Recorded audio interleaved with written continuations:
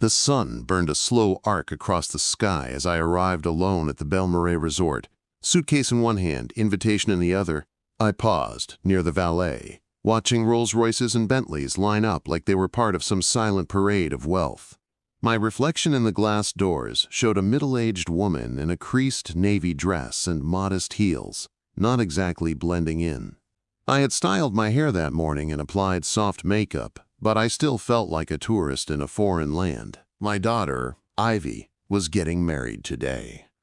Before I continue narrating the story of Grace, please consider giving this video a like, share it, and subscribe to the channel. The front desk clerk looked at me with confusion until I gave her my name, Grace Whitman, mother of the bride. Her expression softened, almost pitying, and she gestured toward the coastal terrace where the ceremony would take place. Walking through the manicured gardens, I passed clusters of people laughing over champagne, all dressed in silks, linens, and effortless privilege. None of them looked like they came from the world I did. Grocery clerks, second-hand blazers, and hand-me-down ambition. A few cast polite but curious glances my way, the kind reserved for hired help who've somehow ended up in the wrong room. When I finally spotted Ivy, she was radiant in a champagne-colored gown that shimmered in the ocean light. She stood beneath a canopied arch lined with orchids and baby's breath, flanked by a half-circle of bridesmaids wearing pale coral. Her fiancé, Nolan Blackwell, stood tall beside her, clad in a tailored linen suit and looking every inch the heir to the Blackwell Holdings fortune. I hadn't been introduced to his parents yet, but I could already feel their shadow in every detail of this luxury affair. Ivy turned as I approached, her smile faltering for just a second. "Mom," she said, eyes scanning me from head to toe, "you made it." Not a hug, not a thank you. Just the kind of greeting you give a guest who came too early. "You're at table 11, she added, handing off her bouquet to a bridesmaid before whispering, "Try not to make things uncomfortable." Uncomfortable. That word did more damage than she knew. I nodded and forced a tight smile, saying nothing, because I knew this wasn't the time to talk about fractured relationships or forgotten sacrifices. Ivy turned away before I could respond, already enveloped by photographers, planners, and attention. I found my table, tucked far from the head table, next to a potted palm and an exit sign. Someone had written Grace Whitman on the place card, in ornate cursive, but I knew it wasn't Ivy's handwriting. The ceremony itself passed in a blur of carefully staged perfection. Ivy looked stunning, Nolan looked smug, and the ocean behind them played its part with sparkling indifference. I didn't cry. There were no tears left to offer this moment. I sat still as applause erupted, my hands folded neatly in my lap. Beside me, two women I didn't know whispered to each other, one nudging the other to ask, "Is that the mother?" During cocktail hour, I stayed on the fringes, sipping a cranberry spritzer and trying not to feel the isolation settle too deeply into my bones. Waiters glided past with trays of truffle canapés and cucumber lavender martinis. Every corner of the venue spoke of curated elegance, vintage lanterns, gold-trimmed signage, and a live string quartet positioned under a driftwood pergola. I felt like I was haunting the edge of my own life, invisible in the celebration of the daughter I had once cradled through nightmares. That's when Nolan found me. "Grace," he said smoothly, holding out a crystal flute of champagne. "You enjoying yourself?"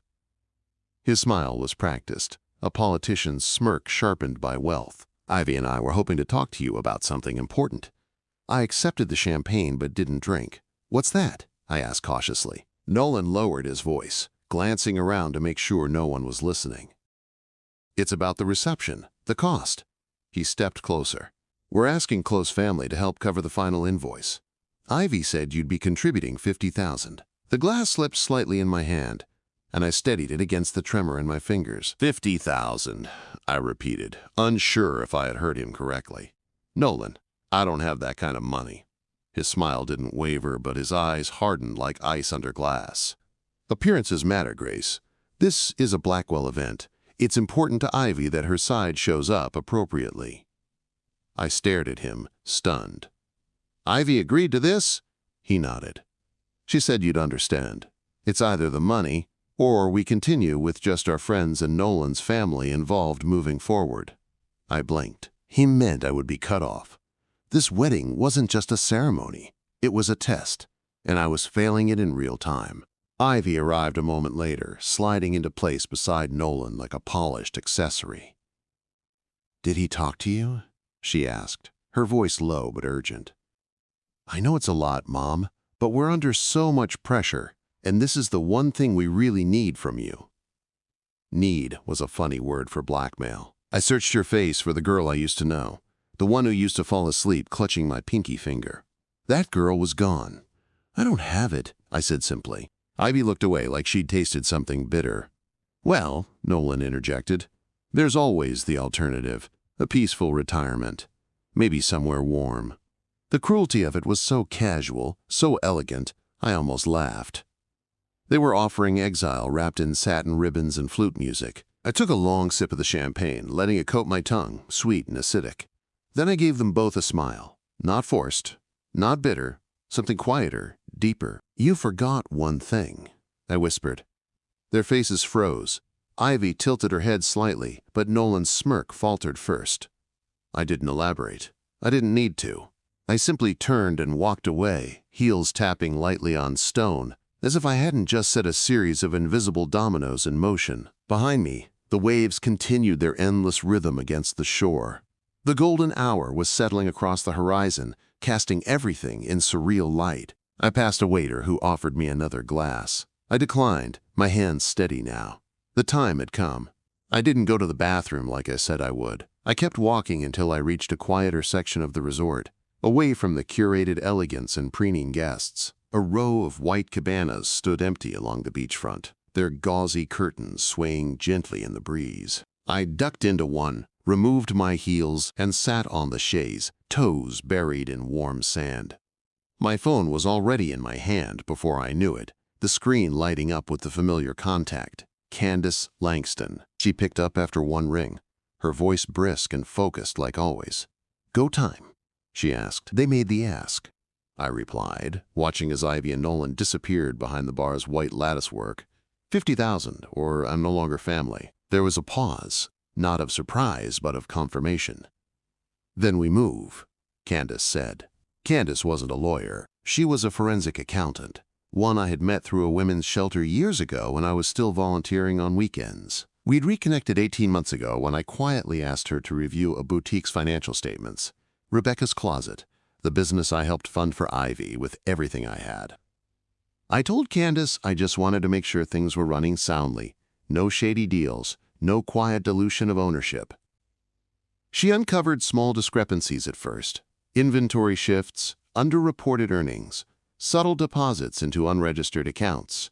It grew from there, and we documented everything. Once Candace confirmed she was on it, I disconnected the call and returned to the reception, cutting back through the hotel's main lobby and rejoining the celebration from another side. Ivy and Nolan were nowhere in sight, but the guests remained lively, laughing, clinking glasses, lining up at the dessert table for miniature tarts and chocolate-dipped strawberries. I nodded politely as I passed acquaintances I barely knew, each one greeting me with vague warmth reserved for someone they assumed was peripheral. No one here knew what I was about to do, and that made it all the more satisfying.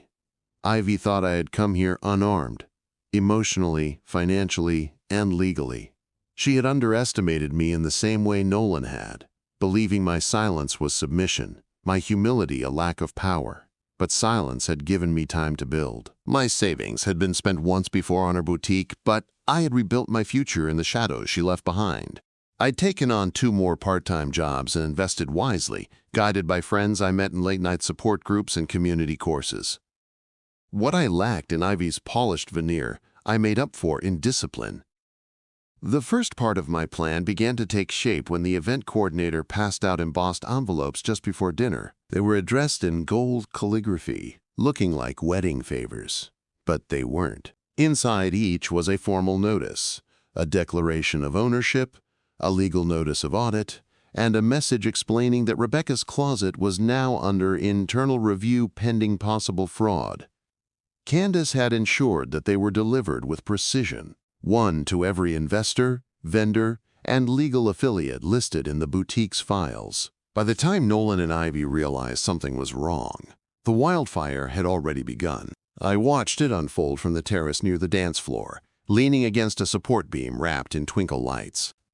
Ivy's friend Trina read her envelope first, her brow furrowing in confusion before calling over her husband. Within seconds, others followed suit. Raised voices, concerned whispers, cell phones pulled from clutches and jacket pockets. Nolan's father, Arthur Blackwell, read his letter with a tightening jaw, pulling his reading glasses from his inner suit pocket and scanning the pages twice before his lips thinned to a scowl. His reaction was everything I needed to see. Arthur approached the DJ discreetly and had the music lowered. He tapped his son on the shoulder and gestured toward the exit, the envelope held like a ticking bomb in his hand. Ivy was still smiling, posing with bridesmaids in a photo op when she noticed the sudden shift in energy. Her smile froze mid-laugh, eyebrows lifting as murmurs grew louder. She stepped away from the photographer just as Nolan read his own envelope, his entire posture turning rigid. I could see the flash of panic ripple across his face, like a pulled thread unraveling a suit. Ivy turned toward me, her face pale, her eyes pleading for answers I had already prepared. She crossed the space between us quickly, voice low and strained as she asked, "Mom, what is happening? Why are people reading those letters?" "Because truth has a way of showing up when you least expect it," I replied. "The boutique is under investigation, and you're not in control anymore." She looked as though she'd been slapped, every inch of her confidence shaken. "You can't do this," she hissed, grabbing my arm. "This is my wedding, my business. You said you supported me." "I did," I said, peeling her fingers off my arm gently. "And then you weaponized my support against me." Ivy stared at me, lips parted, as if forming words she couldn't quite say. Nolan arrived beside her, trying to maintain composure, but the sweat gathering at his temples betrayed him. "You think this makes you powerful?" he asked, his tone sneering. "You've just tanked your own daughter's company." "No," I said, folding my hands calmly. "I preserved my stake from being siphoned off into your trust fund side hustle. I don't know what you think you've proven." He continued, his voice rising slightly. "But your little crusade ends now." "It's already begun," I replied, nodding toward the parking lot. A silver SUV had just pulled in. Candace stepped out in a blazer and flats, clipboard in hand. She approached the entrance of the ballroom with quiet authority, flanked by a junior assistant. Nolan's bravado cracked at the edges. "Who the hell is that?" "That," I said, "is the woman who's about to show your investors how you plan to bleed Ivy's business into a failing waterfront development that doesn't even have permits yet." Ivy gasped and turned to Nolan. "You told me it was an investment opportunity." "It was," he snapped. "And you didn't ask enough questions." That was the crux of it all. Ivy had stopped asking questions the moment she started believing she was too smart to need answers. She had let Nolan convince her that success meant distance, that control meant erasure, and that I, her mother, was merely a background prop. She had forgotten what I had given her, and what I could still take away. As Candace entered the ballroom, the air shifted with the subtle authority of someone who knew she belonged. Her assistant began quietly handing out documents to a pre-selected list of recipients, individuals Candace and I had identified as either investors or legal stakeholders. She didn't speak loudly, didn't draw unnecessary attention, but the ripple she caused was instant and undeniable. I watched Nolan whisper frantically into his phone, retreating into a corner near the bar, with Ivy trailing after him.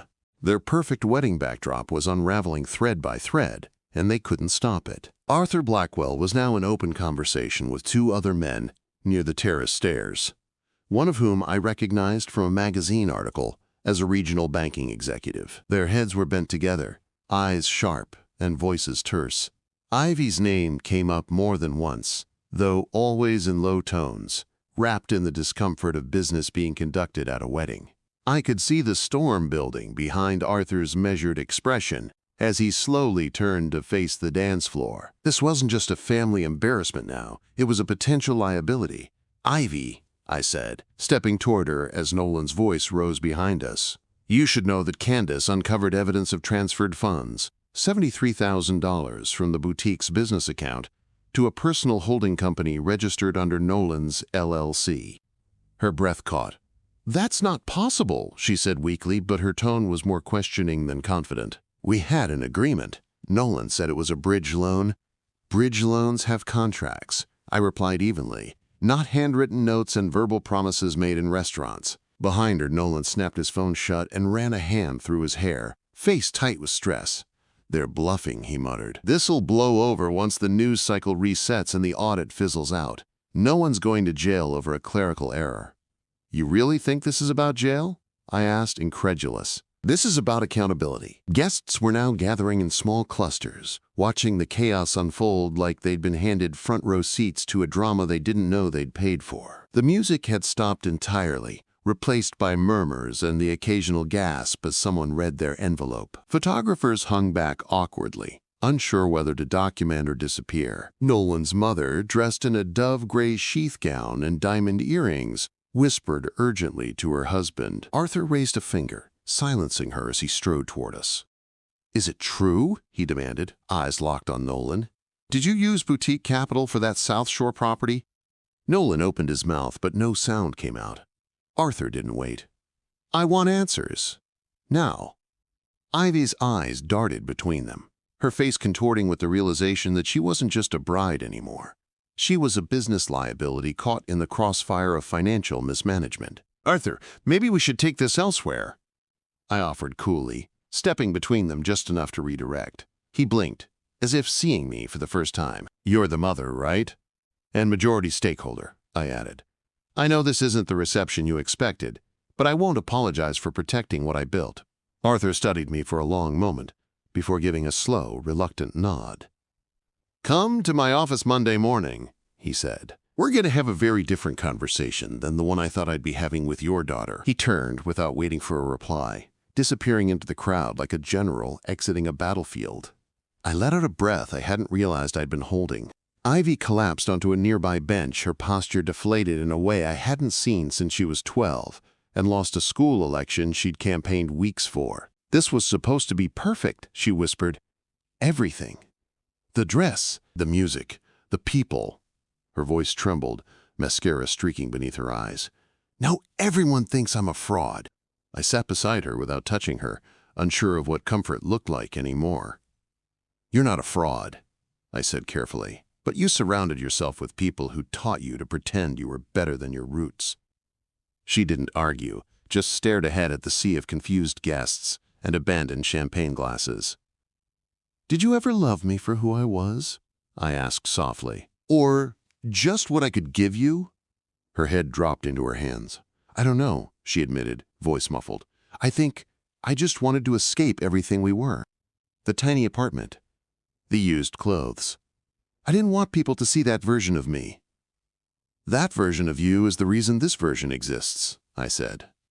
Ivy wiped her cheeks with the corner of her veil, which had come loose in the shuffle. What happens now? She asked, looking up at me. The boutique, the audit? Dad's retirement fund? I hesitated, because it hurt to tell the truth. The business will survive if it's honest, I said. And your father, your real father, he's not part of this story anymore. Hasn't been for over 20 years. She looked at me then, really looked at me, as if remembering I was more than the woman she seated at the back table. I don't want to lose everything, she said. Then stop pretending you built it all alone, I answered. The foundation was always mine. Silence stretched between us, heavy but no longer hostile. In the background, Candace continued her work, speaking calmly with a vendor who had invested in the boutique during its early days. Her presence reminded me that this wasn't revenge. It was reclamation. I hadn't destroyed Ivy's life. I had simply refused to be erased from it.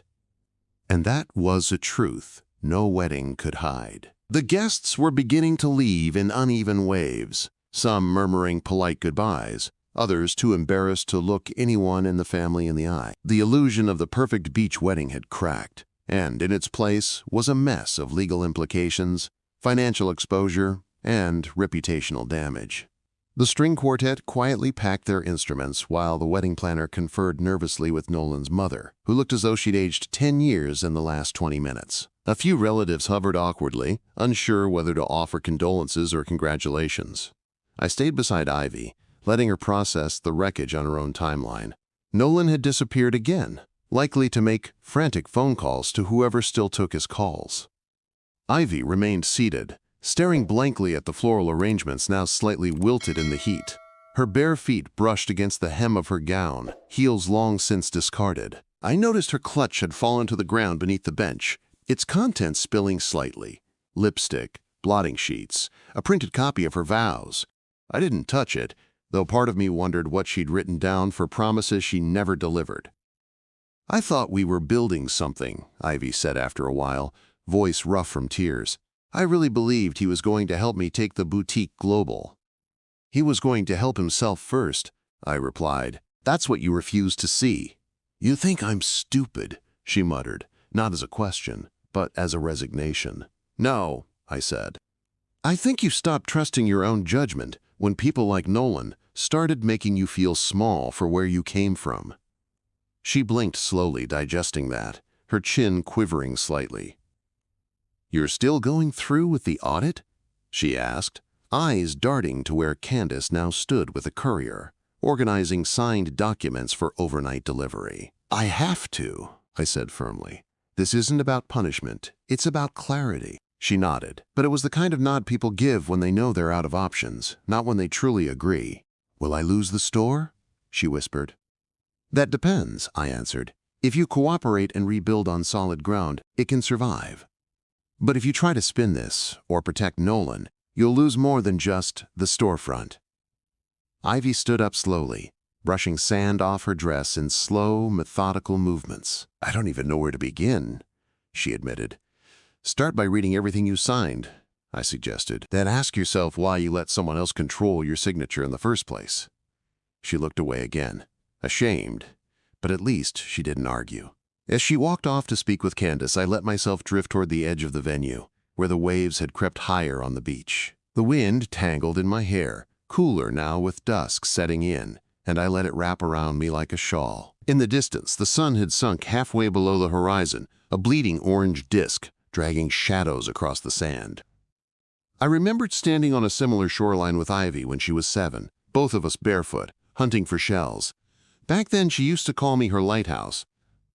Somewhere along the way, I'd stopped shining for her, or maybe she'd stopped looking. I couldn't undo that with one power move or well-timed legal strategy. This wasn't about winning. It was about reclaiming truth in a relationship built on years of silent sacrifice. Still, I couldn't deny the quiet satisfaction of watching Nolan's empire of arrogance start to fold.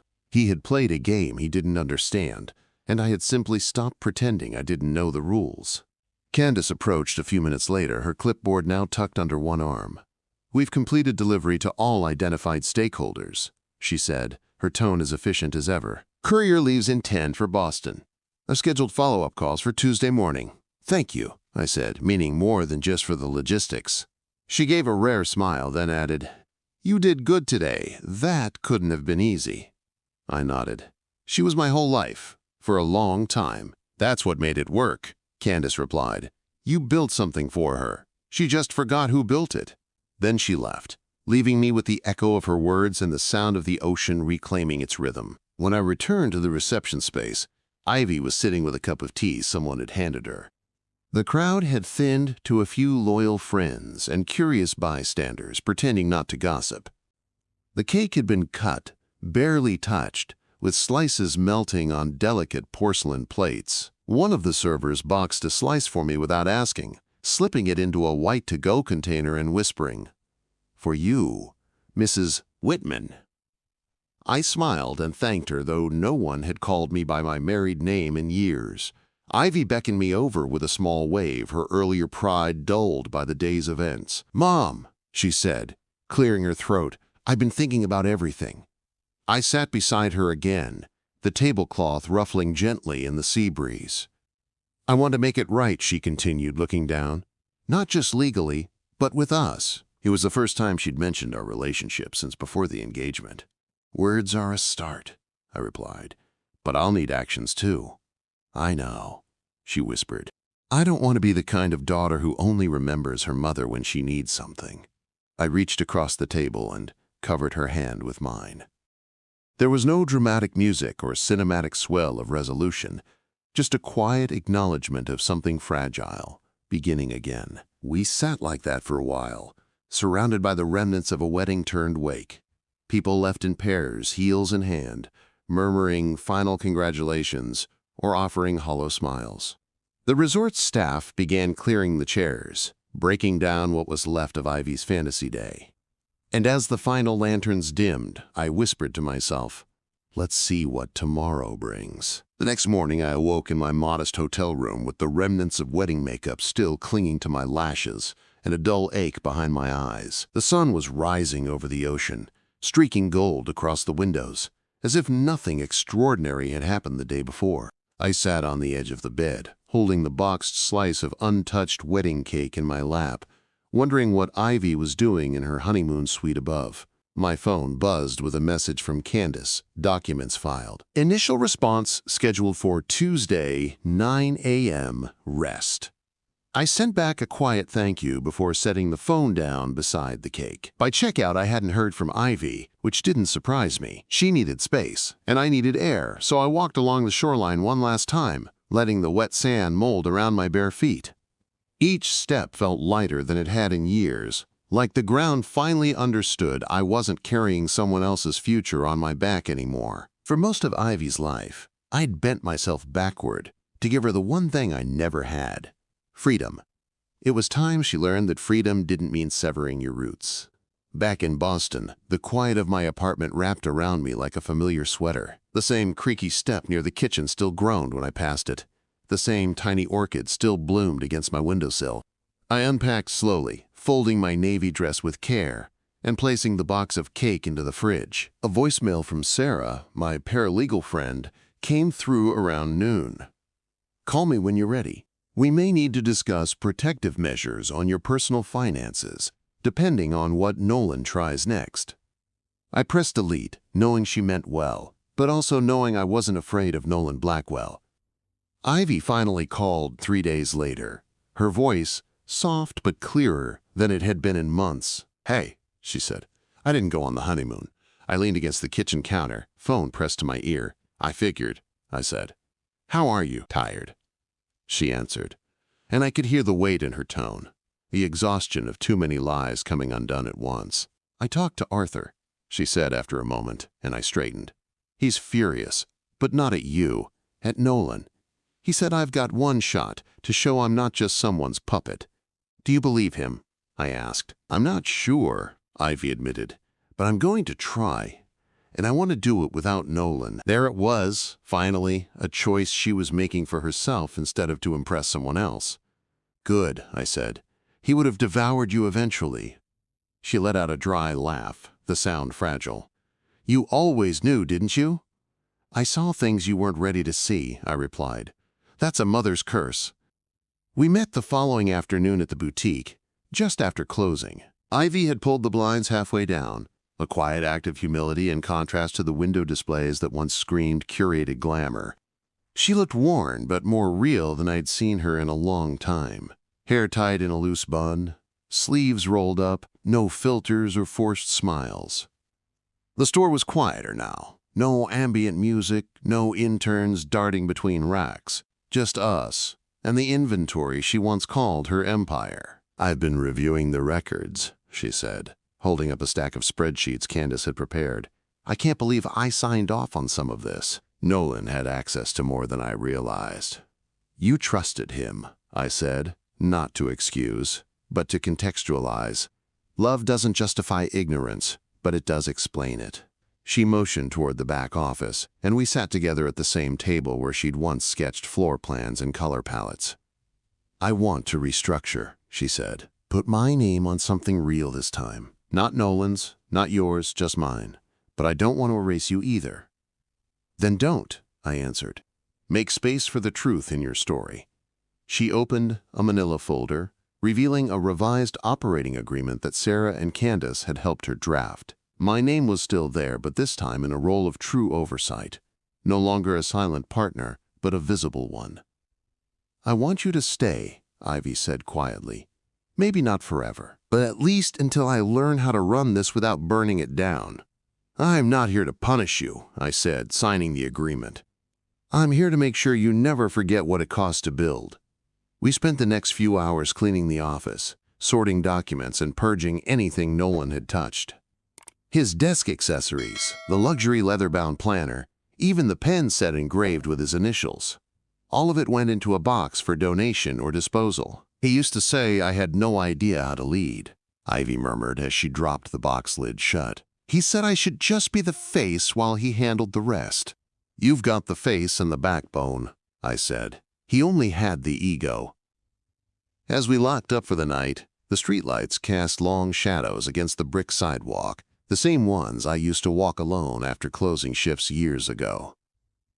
Ivy handed me the keys without a word, a gesture of trust rather than obligation. Tomorrow, she said, I'll email Candace my proposal for relaunch. I want to rebrand. To what? I asked. She smiled. Rooted. I paused, my hand on the door, touched deeper than I could express in words.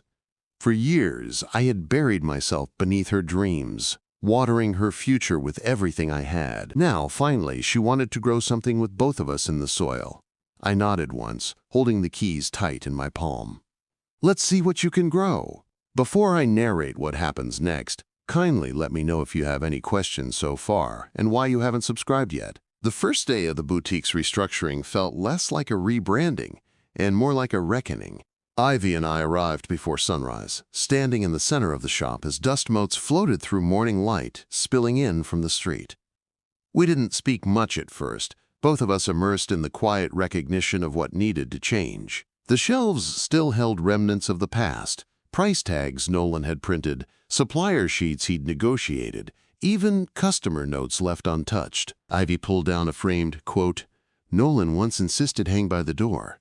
Success is control. She shook her head and threw it in the trash. That act seemed to ignite something, and we got to work dismantling more than displays. Ivy drafted a public statement to send to her mailing list, explaining the boutique's temporary closure and transparent audit. She didn't hide behind vague terms or sugarcoat the situation. People respect honesty, she said, fingers poised over the keyboard. Even when it hurts. I nodded, watching her embrace the discomfort rather than avoid it. She sent the email with trembling hands, then turned to the window display, stripping it bare. Gone were the pastel dresses draped over mannequins styled like influencers, replaced by nothing, for now. It feels naked, she said, stepping back. But maybe that's the point. Every truth starts bare, I replied. Candace dropped by mid-morning to review the first stage of financial corrections. She brought her laptop and a copy of the new partnership agreement, marked and signed by both our names. These revisions are solid, she confirmed. We've closed the loopholes Nolan used, secured your vendor contracts, and initiated a proper quarterly reporting structure. Ivy looked relieved but tired. There's so much I didn't know, she murmured, and so much I pretended not to. Candace arched an eyebrow. Denial is cheap. Recovery's expensive. Ivy gave a weak laugh and nodded. We'll pay the price. After Candace left, Ivy slumped into one of the antique chairs near the fitting room, pulling her knees up like she used to do as a girl. I forgot what it felt like to do things for myself, she said softly. The next day, she started calling vendors personally, some confused, some skeptical, but all intrigued by the shift in tone. No more Nolan, she told one supplier. He's out. This is between me and you now, and I'm rebuilding from the roots. That phrase stuck. By the end of the week, Ivy had sketched a new logo for the boutique, a single leaf emerging from cracked pavement, with one word underneath, rooted. She wanted to launch with intention, not spectacle. No champagne, no influencers, no curated photo ops, just a soft opening with handwritten signs and a chalkboard out front. Let them see what survival looks like, she said, not just success. We worked late into the nights, repainting walls, sewing tags, and pricing items by hand. In those quiet hours, she started asking questions I never thought she would. Why didn't you date anyone after Dad? She asked one night, sorting scarves by color. I didn't flinch at the topic. Because survival leaves little room for romance, I said, and I didn't want anyone else raising you but me. Ivy paused, then reached for my hand. You didn't just raise me, You rebuilt me. One evening, after a long day of restocking, Ivy brought out a box of old photo albums I hadn't seen in years. She flipped through images of birthday parties in our tiny apartment, school projects made of cardboard and glue, and blurry pictures of her in hand-me-down Halloween costumes. "I used to love this witch outfit," she said, laughing, "even though the hat was made out of black construction paper. You cried when it rained," I added, and she laughed harder. Those memories softened her, anchored her in truth. Ivy started journaling each night in a battered notebook she kept beside the register. "For the documentary someday," she joked. "Or the memoir." I didn't correct her, because I knew what she was really doing. Creating a new record, one that honored the past instead of rewriting it. She included things I never expected. The night we ran, the years of working 2 jobs, the day she asked for the boutique loan. 2 weeks into the relaunch, Ivy met with Arthur Blackwell in a downtown coffee shop. She didn't ask me to come, and I didn't offer. That was her bridge to cross. When she returned to the store later that day, she looked calm. Not triumphant, not shaken, just settled. "He respects what I'm doing," she said simply, "but he won't support it. He says I need to prove myself without the Blackwell name now." I shrugged. "You're better off that way," Ivy agreed. I think I needed to burn the fantasy to find the foundation. Customers trickled in slowly once the store reopened, drawn by the honesty of Ivy's statement and the quiet strength of the redesign. One woman, mid-30s and dressed in scrubs, bought a simple wrap dress and said, "It feels good to support someone who's not pretending to be perfect." Ivy smiled and said, "We don't do perfect here, we do honest." Revenue was slow but steady. Ivy resisted the urge to throw sales or gimmicks into the mix. "It's not about volume anymore," she told me. "It's about value." And for the first time, I believed she meant it. The boutique had lost its shine, but gained its soul. One evening, as we closed up shop, Ivy looked at me with a hesitancy I hadn't seen in years. "Mom, have you ever thought about doing something just for yourself?" The question caught me off guard. "You mean like a hobby?" I asked. "I mean like a business," she said, eyes lighting up. "You helped build mine. Maybe it's time you build your own." The idea sat with me for days like an unopened letter, full of possibility and fear in equal measure. I'd spent so long pouring my time and savings into Ivy's future that I'd forgotten how to imagine one of my own. Every time I passed that little vacant storefront on Brookline Avenue, the one with the faded for lease sign, I felt a twinge of curiosity.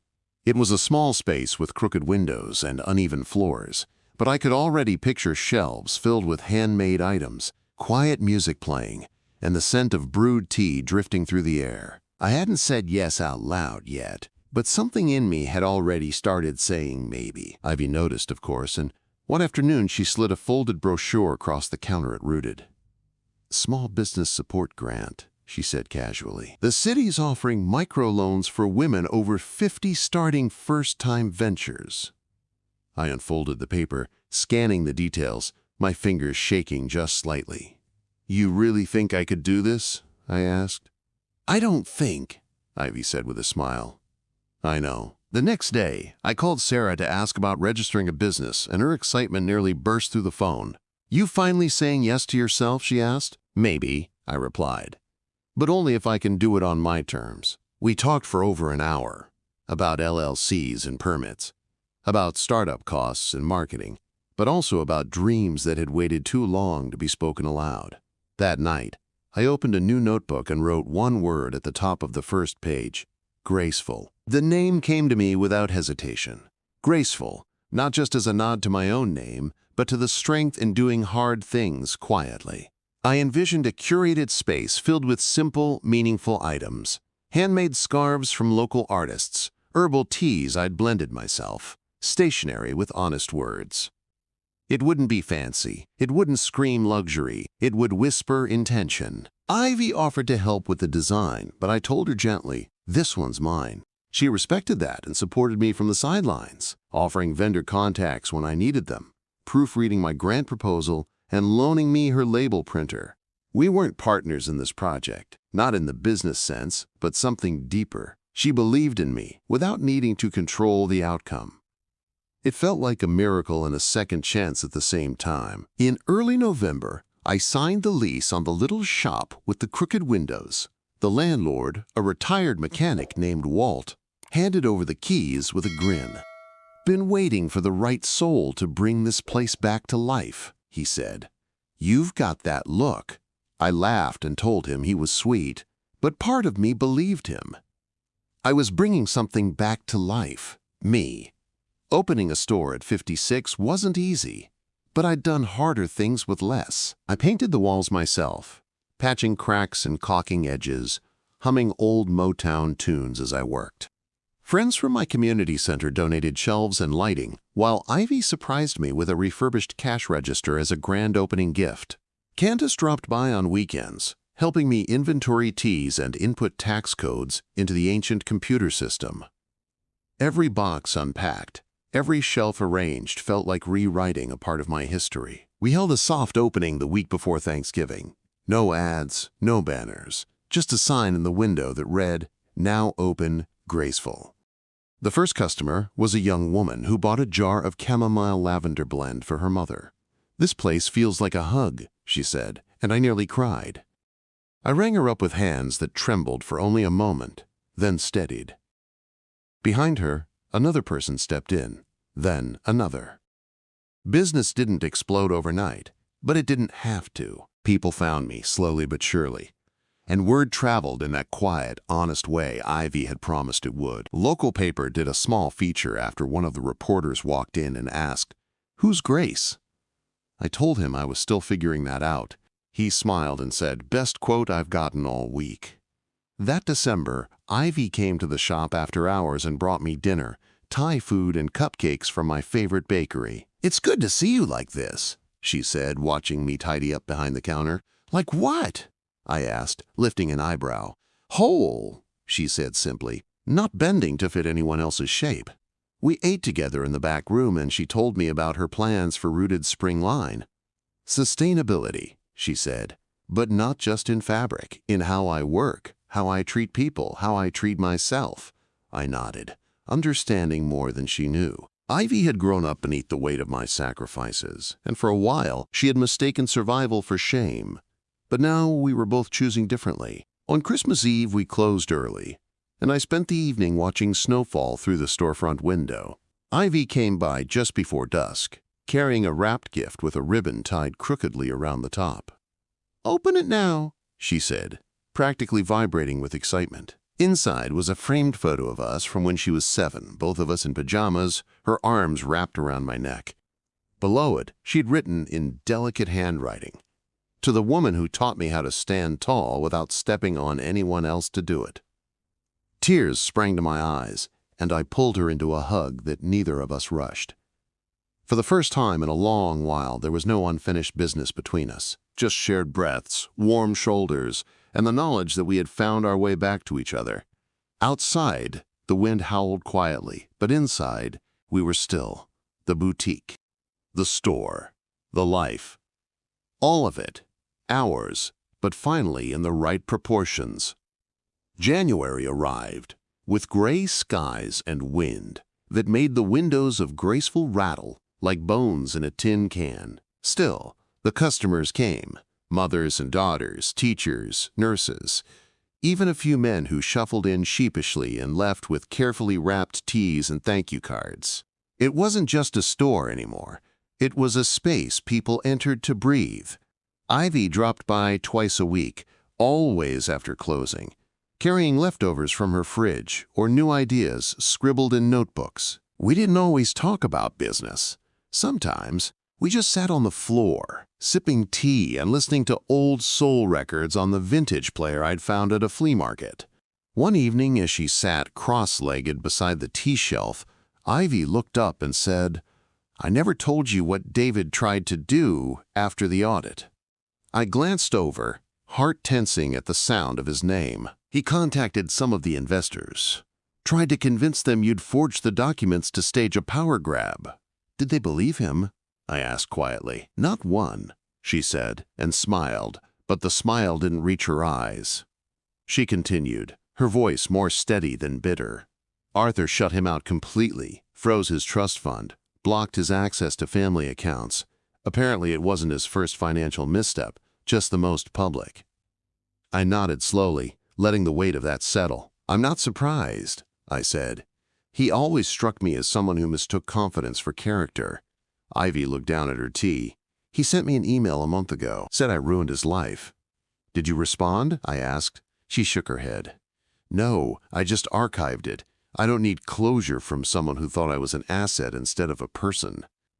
There was a quiet pride in her that hadn't been there before, one that no longer needed to prove anything to anyone. I saw it in the way she spoke to vendors now, in how she reviewed every contract twice, and how she paused to ask for help when she didn't know something. Rooted had stabilized, not flashy, but profitable, with a community of customers who returned because they felt seen.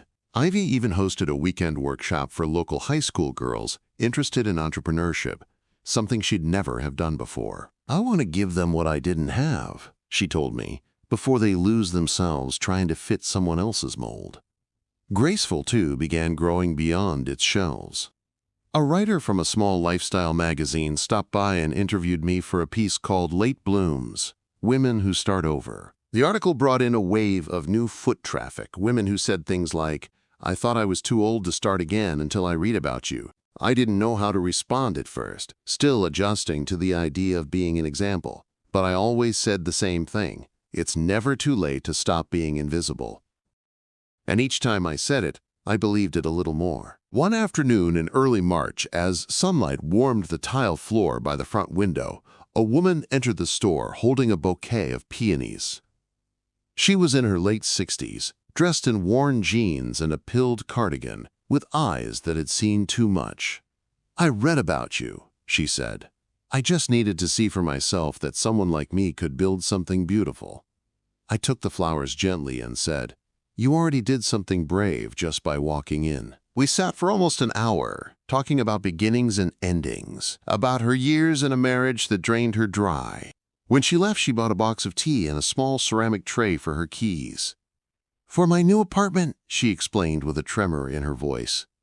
I watched her walk away down the block, head just a little higher than when she came in. That's when I understood. Graceful wasn't just my business. It was a landing place for others still finding the courage to leap. That spring, Ivy and I co-hosted a joint pop-up event called Root to Bloom, featuring ethically made clothing and self-care kits with tea blends, handmade soaps, and candles from local artisans. We held it in a community hall 2 blocks from the boutique, stringing up fairy lights ourselves and arranging folding chairs into a welcoming circle. Over 40 women attended, and the event raised enough funds to start a small grant program for first-time women founders. "Feels like we planted something real," Ivy said as we packed up that night. I nodded. "Something that doesn't need flash to grow." Back at Graceful, I pinned up a new sign in the entryway, one Ivy had designed for me: "Come as you are, leave with what you need." Beneath it, I added a small photo of us from the pop-up, both of us smiling, tired, genuine. It was the kind of picture that never made it into wedding albums, but meant far more. It wasn't filtered or posed. It was rooted in truth. By April, the boutique had settled into a rhythm that no longer felt fragile. I no longer feared slow weeks or quiet days. I understood now that value wasn't measured in the number of items sold, but in the peace I carried home at night. There was no chaos to manage, no hidden debts, no weight of being needed only for what I could give. For the first time, I was enough simply because I existed. Ivy stopped by late one Sunday afternoon, holding 2 iced coffees and a folder of printed plans. "I'm thinking of opening a second rooted location sometime next year," she said, "but I don't want to rush it." I took a sip of the drink she handed me and said, "Grow it slow. Let the soil settle before you plant again." She smiled. "I learned from the best." We sat outside the shop, letting the breeze ruffle our hair as people passed us on the sidewalk. It struck me then how much of our story had once revolved around appearances: clothes, photos, guest lists, curated versions of success. But none of those things had lasted. What remained was the work, the wounds, the healing, and the wisdom that only came after being broken and built again. That was our legacy now. The week after Easter, Ivy came into Graceful holding a thin envelope and a strange expression I couldn't read. She waited until the last customer had left, then pulled out a single sheet of stationery and slid it across the counter. "It's from David," she said flatly. "Apparently he's moving to London and wanted to leave things in peace." I didn't touch the letter, just stared at her instead. "Do you want to read it together?" I asked, even though I already knew my answer. She shook her head, folding the page in half before tearing it cleanly down the center. "No," she said simply. "I just needed to show someone that I'm done looking backward." The scraps went into the trash with a soft flutter, like dead leaves. There was no drama, no emotional speech, just quiet closure. I opened the cash drawer and counted change, letting the silence be enough. A few days later, I received a letter of my own, not from David, but from a local foundation that had read about Graceful in the lifestyle magazine.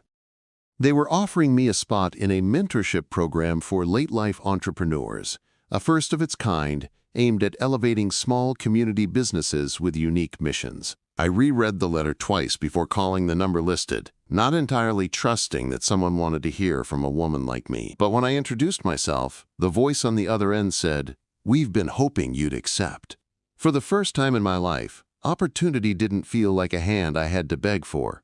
It was one that reached out to meet mine. The mentorship meant early morning Zoom meetings, weekend workshops, and presentations that made my palms sweat. But it also meant learning from other women who'd built something after their children were grown, or after divorce, or after decades in dead-end jobs. We shared stories that spanned generations, cultures, and cities, but all of them had one thing in common. We had all been overlooked, until we weren't. And now that someone had seen us, we weren't planning on shrinking again. Ivy came with me to the mentorship showcase in June, held at a small conference center just outside Cambridge. She helped me set up a table with my teas, gift sets, and a few handwritten customer stories posted on small stands. "You're a real brand now," she teased, arranging a ceramic mug beside a bundle of peppermint lemon balm. "Just wait until someone tries to franchise you." "God forbid," I muttered, straightening a sign with my logo. The showcase was humbling and electric all at once. Women twice my age pitched candle companies, spice shops, and handmade shawls with more grace than most CEOs on magazine covers. Ivy kept glancing at me during the presentations, a subtle smile tugging at her mouth like she was seeing me for the first time all over again. Afterward, as we packed up, she asked quietly, "Why didn't you ever tell me you wanted something like this?" I closed a box of display tees and said, "Because I didn't know I was allowed to." That night, she emailed me a link to a podcast interview titled Mothers Who Rise. "They're looking for new guests," she wrote. "You'd be perfect." I stared at the email for a full 10 minutes before replying. Maybe. Let me sit with it. I wasn't afraid, but I'd learned to honor my own pace. Summer arrived quietly, the days growing longer and busier at Graceful. Tourists wandered in from the city, and a few customers even asked if I shipped orders out of state. "Not yet," I said each time, "but someday." Ivy had started bringing in leftover fabrics from Rooted and turning them into tea towels and sachets. Our collaboration was unspoken, a natural rhythm that didn't need permission to exist. By late July, Rooted had regained every customer it lost during the Nolan scandal and gained twice as many. Ivy handled her success differently now. Humbler, slower, more grounded. She stopped measuring herself against people like Alyssa and began mentoring girls from the neighborhood through a summer internship program. "I tell them it's okay to mess up," she told me one night. "It's just not okay to let someone else define what your mess means." We decided to hold a joint anniversary event in September, 1 year since the beach wedding, 1 year since everything fell apart and then began again. We called it Unwritten Vows, a celebration of second chances and self-promises. The name came from something Ivy had once said while reorganizing inventory. Not all vows are said out loud. Some you just keep. We printed it on invitations and handed them out in both stores. On the night of the event, Graceful and Rooted kept their doors open late. We served apple cider, handed out seed packets with small messages like "Grow in your time," and displayed photos from the year of rebuilding. One wall in Ivy's shop featured a timeline of growth. On one side, the boutique under Nolan's influence, sleek and cold. On the other, the new rooted, raw and resilient. In mine, we pinned up customer notes, messages from people who said Graceful had helped them feel seen. I read each one with the same quiet reverence I once reserved for Ivy's report cards. When the night wound down, Ivy and I sat on the curb outside, our heels off, our feet sore, and the moon bright overhead. "I still think about that day sometimes," she said. "The wedding, what I almost gave up." "You didn't know yet," I said. "Now you do." She leaned her head on my shoulder. "Thank you for making me remember." A breeze moved through the street, rustling paper decorations and cooling our skin. We didn't talk after that, not for a while, just sat there in the peace that follows long labor. We had survived the unraveling. We had stitched something back together. Not perfect, not seamless, but ours. And this time, it was built to last. October brought with it the kind of crisp air that made people nostalgic without knowing why. Leaves curled at the edges like secrets being kept, and the scent of cinnamon and early fires drifted through the streets. Graceful introduced its autumn blends: spiced pear, roasted vanilla, and a limited batch of orange clove I'd steeped myself with trembling fingers and new confidence. Ivy's boutique showcased heavier fabrics and earthy tones. Her mannequins posed in natural light with signs that read, "Wear your truth." We were no longer proving anything to anyone. We were simply existing, thriving in the open. One morning, I arrived at Graceful to find a note slipped under the door, written on heavy cream stationery. It was from one of the local councilwomen who had visited during the mentorship showcase, inviting me to speak at a panel titled Women Who Reclaim. I held the note in my hands for a long time, remembering the version of myself who would have hidden it in a drawer and never responded. But I wasn't her anymore, not entirely. I set the note beside the register and whispered, "Okay then." Ivy showed up an hour later with 2 maple lattes and a grin that told me she'd seen the invitation. "You're doing it, right?" she asked. "I don't know," I said, even though I did. She leaned across the counter and tapped the note. "You don't need to be polished. Just be real. That's what makes people listen." I smiled because she didn't realize she was describing herself too. The panel happened 2 weeks later in a modest auditorium filled with folding chairs and warm lighting. I sat between a former teacher who started a writing center at 60 and a woman who'd left a corporate law firm to open a bakery. When it was my turn, I told the truth. Not just the story of Graceful or the boutique or even the wedding, but of everything in between. I spoke of exhaustion and invisible labor, of single motherhood and cold late nights, of being forgotten and then found again. People didn't clap at first. They just sat there, eyes wet, breathing in what I'd laid bare. After the event, strangers came up to hug me, to say thank you, to tell me they were going to start something of their own. I shook every hand, met every gaze, held every story shared with reverence. Ivy waited at the back of the auditorium, tears brimming but not falling. "You spoke like you didn't owe anyone an apology," she said. "That's because I finally don't," I replied. That night, as we sat in her apartment, eating leftover Chinese and laughing at a reality show neither of us cared about, she grew quiet again. "Do you think I'll ever be forgiven by everyone?" she asked, unprompted. I set my container down. Forgiveness isn't a door someone else has to open. Sometimes you walk through it yourself and leave the lock behind. She nodded, and that was enough. In November, a customer came into Graceful and asked if I'd ever consider teaching a class. "Something simple," she said. "Maybe a tea blending workshop or a journaling circle for women starting over." I wasn't sure how to respond. It hadn't occurred to me that I might be the one holding the lantern now. But later that week, I wrote up a sign and taped it to the door. "Sunday circles, tea, truth, and new chapters, free. No RSVP." 10 women came to the first one, then 12, the next, then 15 after that.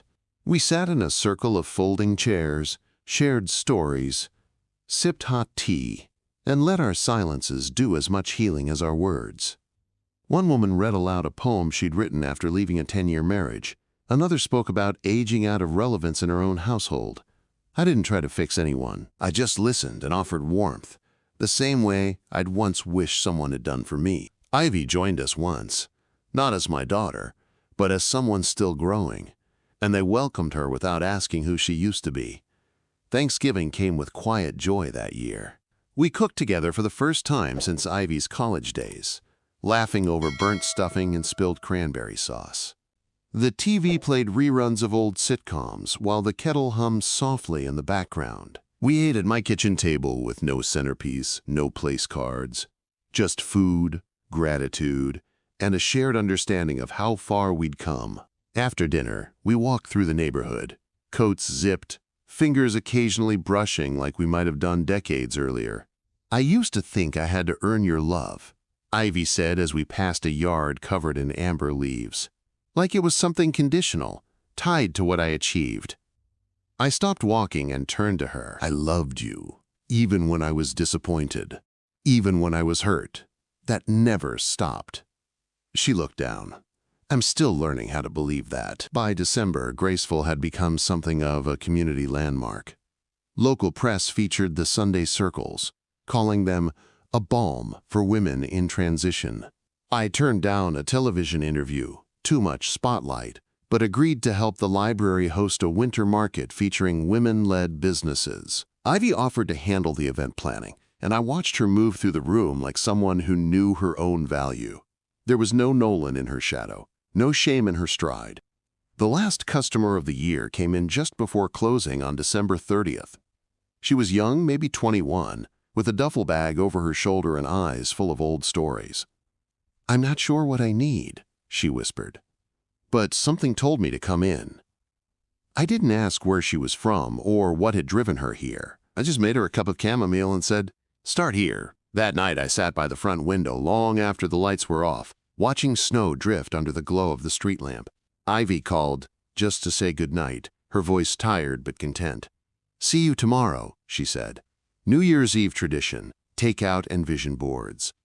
"Wouldn't miss it," I replied. I set the phone down, rested my palm over the counter, and whispered to the room, "Thank you." It wasn't the year I thought I'd have, but it was the one I needed. My daughter had nearly lost herself to someone else's idea of perfection, and I had nearly disappeared in her shadow. But now we stood beside each other, not above or below, whole, rooted, graceful. Thank you for listening to Grace's story. If you're yet to subscribe, please consider doing so before watching another story on the channel.